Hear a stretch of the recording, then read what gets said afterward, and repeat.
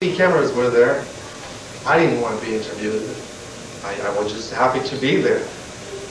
It was great to be back. That was the moment that I had been waiting for. All the people were interviewed. I was just happy and waiting to get a flight and go back. But it was exciting to see that maybe it was going to be my first interview. It was a lot of fun.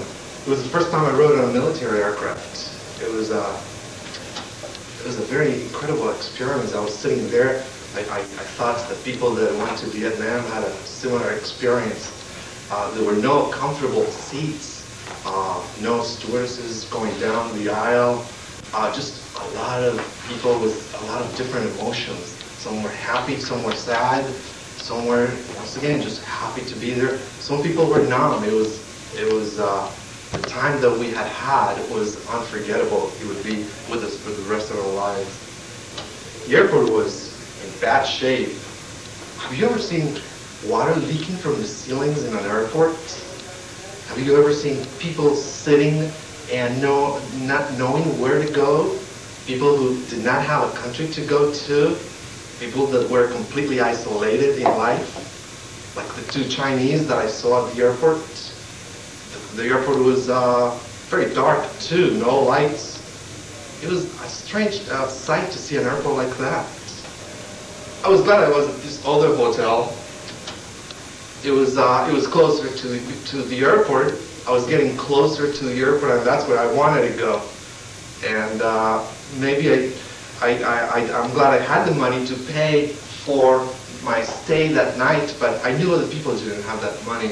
I knew the people had spent all their money and did not have the money, but still manager let them in. He didn't ask them if they had money or not. He just let them in, and they stayed, and it was a happy environment. We all felt that things were improving and things were going ahead.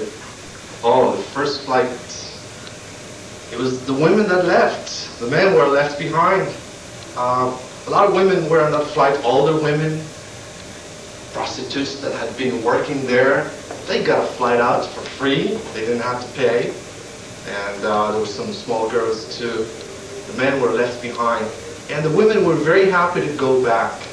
The first time the airplane didn't land, they were so frustrated.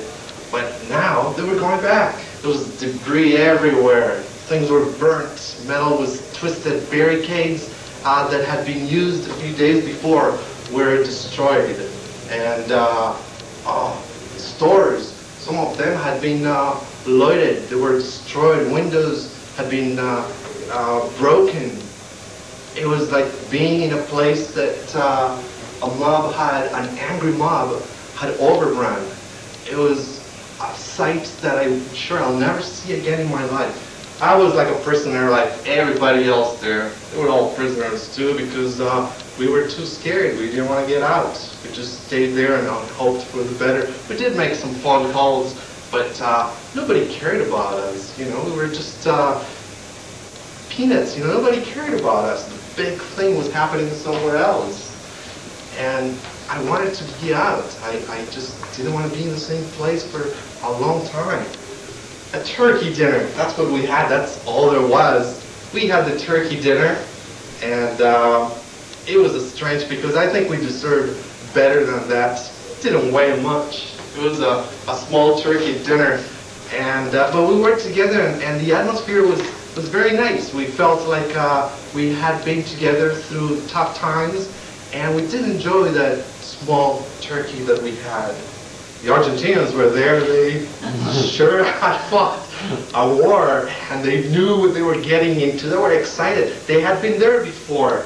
Oh, the Argentinians loved it. They wanted to confront those peoples with rifles. And you know what they wanted to use? They wanted to use the metal rods that were there in that place. How can you fight them with metal rods? These people had rifles. But they were tough. They looked tough. They didn't do anything. But they sure acted tough. The Japanese were there, those question marks, they were from Bogota. They weren't from Japan.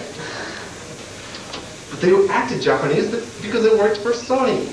So they were always in a corner, whispering to each other, it brought me back to Japan 6 months before. 6 months I lived in Japan, and they acted like Japanese people. They whispered to each other. They didn't want to join the group. The rest of the people, they were all there to themselves.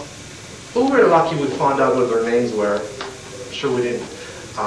We wouldn't see them again, but it was nice to have them around too in case we had to protect ourselves. I saw that journalist holding onto the bars of the gate, and they wouldn't let him in because he had a credit card with a line of credit of thousands of dollars, hundreds of thousands of dollars, but he didn't have any cash. I did have cash, and I said to the manager, Spanish guy, nice guy, I said, listen, I'll lend him some money. I lent him $300 in cash, and when he wasn't Bogota, sure enough, he sent me a check and he paid me back. The Ecuadorian was writing his will. Can you imagine writing a will? I couldn't believe that, but he was very scared. And he was right there in his room, a 60-year-old person writing his will. He thought he had seen the end of it. And I was laughing like crazy because this man was writing his will and he thought he would never see another day of his life in his home country. I looked out the window and there was a tank going down the street. A tank? How many times do you look out your window in a room like that and see a tank going down the street? It was menacing. It was going down very slowly and you could tell that there was a lot of power inside that tank. I knew something strange was happening. This was just the beginning of the experience. Sure, I had had firearms in front of me before. It wasn't the first time. But a rifle? Last time it was a pistol, a big pistol, a couple of big pistols to tell you the truth. But a rifle, I had never been pointed with a rifle right in front of me. And there it was. Oh boy, this was one of the scariest moments in my life. I was taking a shower, and I heard him. I sure heard him. She was right. I was taking the shower. It was so sad, and I was so scared, and so many things went to my mind. And her words started ringing. It was a moment of confusion, and her words kept ringing, and I almost cried. And finally, let me tell you what the time was. It was late 90s.